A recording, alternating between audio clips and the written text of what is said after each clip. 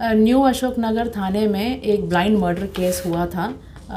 एक लेडी को अपने रूम के अंदर मार दिया गया है और इन वेरी डाउटफुल सर्कमस्टांसेस में उनकी बॉडी मिली थी।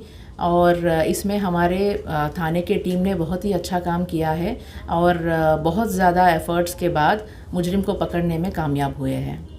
ये इंसिडेंट है 26 फरवरी की इसी साल का, जिसमें हमें मैसेज मिला है पीसीआर कॉल के थ्रू, जिसमें विक्टिम के हस्बैंड ने बताया है कि मेरी वाइफ काम पे गई है और वापस नहीं आई और उनकी डेड बॉडी रूम में पड़ी हुई है। ये कॉल मिलने पर हमारी टीम इमीडिएटली एक्शन में आ गई है और हमने मौके को एग्ज़ामिन कर लिया है, फॉरेंसिक टीम को बुला लिया है और फॉरेंसिक टीम से पूरा चेक करवाया है कि क्या क्या एविडेंस वहाँ पे मिल सकते हैं।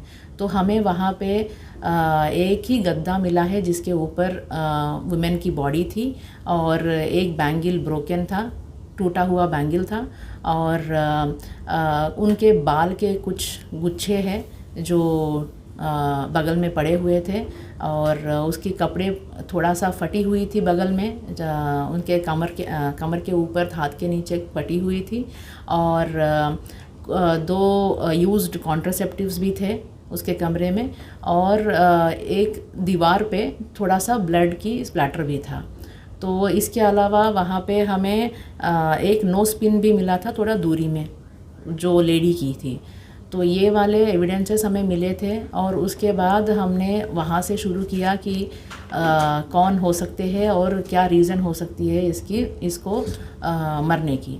तो इनिशियली उसके बॉडी पे कोई एक्सटर्नल इंजरी हमें कहीं पे दिखी नहीं है। ऐसा लगा था कि वो बेड पे लेटी थी और उसके कमर पे बॉडी पे पानी था। तो ऐसा लगा कि शायद वो अपने ही कोई इंटरनल मेडिकल इशू की वजह से उसकी डेथ हुई है। शायद वो पानी पीने की कोशिश कर रही थी पर नहीं हो पाया और फिर भी हमने अपना ओपिनियन रिज़र्व करके हमने मेडिकल ओपिनियन की इंतज़ार किया है कि पोस्टमार्टम में शायद कुछ क्लैरिटी मिले।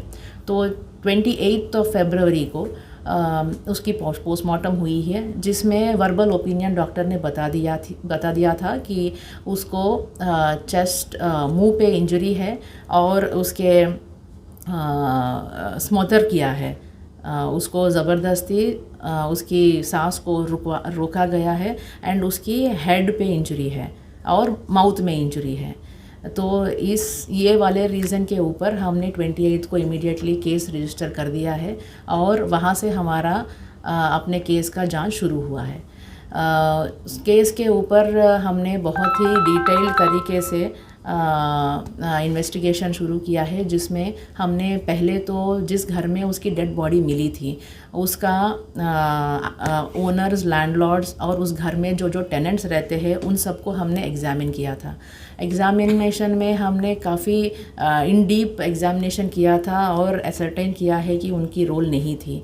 उसके बाद हमने इनकी मतलब हम मल्टी प्रॉन्ग्ड अप्रोच जा रहे थे और हम एक तो सीसीटीवी फीड चेक कर रहे थे और उसके फैमिली और दोस्तों को भी एग्ज़ामिन कर रहे थे और जो सर्कमस्टांसेस एविडेंसेस के लिए हम आसपास के लोगों से भी पूछताछ कर रहे थे। तो उनके दोस्त को जब हमने इंट्रोगेट किया है तो उन्होंने बताया कि इस लेडी की कोई एक दोस्त है जो इसके पीछा पड़ रहा है कि इससे शादी करने के लिए और ये काम छोड़ने के लिए, बट ये दोस्तों ने उसके बारे में कुछ और जानकारी नहीं बताई, ना ही उन्होंने उनको कभी देखा और ना ही उनका कोई डिटेल इनके पास था। और उसके हस्बैंड से भी हमने इंट्रोगेट किया है तो हस्बैंड ने बोला कि कुछ दिन पहले, 1 महीने के मतलब डेथ से इंसिडेंट से 1 महीने पहले के करीब हस्बैंड के पास एक फ़ोन कॉल आया है जिसमें उस आदमी ने इसको नाम वगैरह नहीं बताया, सिर्फ यही बोला है कि आप अपने वाइफ को छोड़ दो, वो मेरे साथ रहेगी और मैं उनको रखना चाहता हूँ। तो इसी बात पे हस्बैंड क्यूरियस हो गए थे और उसी टाइम उसका फ़ोन और वाइफ का फ़ोन दोनों के सिम कार्ड उसने तोड़ के फेंक दिया था। तो उस एंगल से भी हम क्लूलेस थे कि ये आदमी जो बताए जा रहे हैं अलग अलग सोर्सेज से, ये आदमी का आइडेंटिटी क्या है। उसके बाद हमने इनके बच्चों को भी एग्ज़ामिन किया है तो बच्चों ने हमें कुछ बताया है कि एक अंकल थे जिसका गाड़ी से आते थे, शायद वो ड्राइवर थे, और उसके गाड़ी का नंबर जो है शुरू होता है 4 से और एंड होता है 5 से। तो ये एक क्लू हमारे पास था।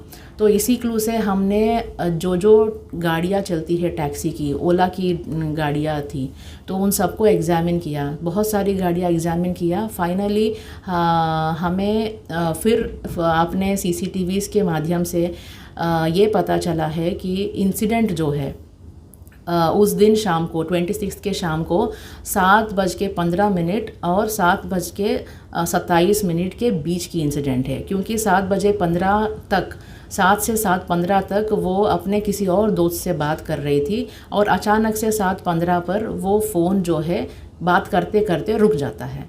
उसके बाद का मतलब ये 10-12 मिनट का इंसिडेंट मान के चलते, क्योंकि 7:27 पे इसका फ़ोन स्विच ऑफ हो जाता है और फ़ोन मिलता नहीं है।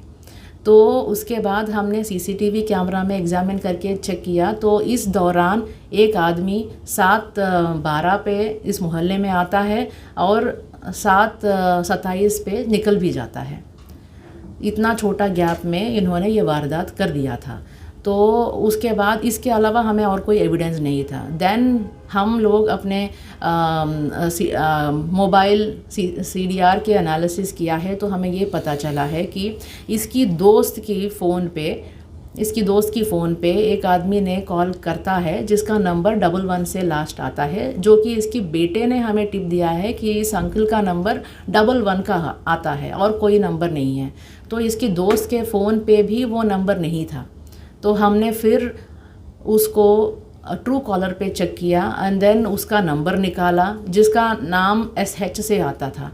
ये SH का क्लू लेके 11 का क्लू लेके ट्रू कॉलर के ज़रिए हमने अपना इन्वेस्टिगेशन आगे बढ़ाते हुए उसकी फ्रेंड की मोबाइल फ़ोन का ट्रू कॉलर लिस्ट को निकाल के जो ये मैच होता है वो देखते हुए गए। Then we could pinpoint कि एक आदमी है जिसके वो संगम बिहार के रहने वाला है, बट वो अभी स्विच ऑफ है, क्योंकि एक्यूज़ ने अपने फ़ोन को स्विच ऑफ करके मोबाइल फ़ोन का चेंज भी कर लिया था, तो इसीलिए हम उस तक पहुंच नहीं पा रहे थे। उसके बाद हमने इसके दोस्त के ज़रिए, इस लेडी के विक्टिम के दोस्त के ज़रिए, उनके रिश्तेदार के इंफॉर्मेशन हमारे पास आ गया था। उस इंफॉर्मेशन को लेके फिर हम एक्यूज़ तक पहुंच गए और उसको पकड़ लिया। और एक्यूज़्ड के पास से हमें उसका कपड़े, जिस टाइम का वारदात है, वो रिकवर हुआ है, और मोबाइल फ़ोन उसने नाली में फेंक दिया है। उसके लिए हम NDRF को रिक्वेस्ट कर रहे हैं कि वो हमें ट्रेस करके दे।